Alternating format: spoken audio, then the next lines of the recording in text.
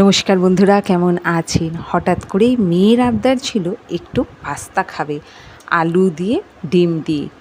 তো সন্ধ্যাবেলা ডিম আলু দিয়ে পাস্তা বানিয়ে বসে পড়েছি, সঙ্গে নিয়ে নিয়েছি চা। কর্তা, গিন্নি, মেয়ে তিনজনে খেয়ে সোজা চলে গেলাম ছাদে।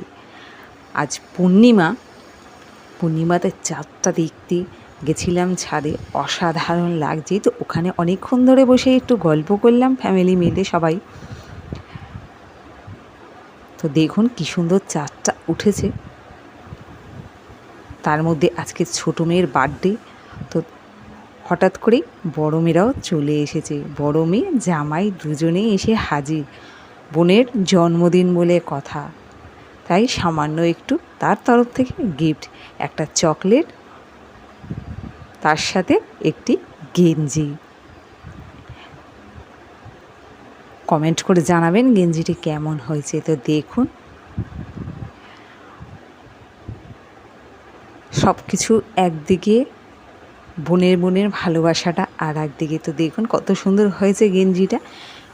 ছোটো মেয়ে তো পেয়ে ভীষণ খুশি। দিদি দিয়েছে, জামাইবাবুও রয়েছে সাথে, দুজনে মিলেই দেওয়া। মধ্যেখানে কারেন্ট চলে গেছিলো, তো সাথে সাথে আবার চলেও এসেছে। ওর তো ছোটো মানুষ, ভীষণ খুশি যে দিদি জামাইবাবু এসে তাও আবার এত সুন্দর গিফট নিয়ে এসেছে, যে তারা ভোলেনি ওর জন্মদিন। কেমন লাগলো কমেন্ট করে অবশ্যই জানাবেন, সাবস্ক্রাইব করে পাশে থাকবেন।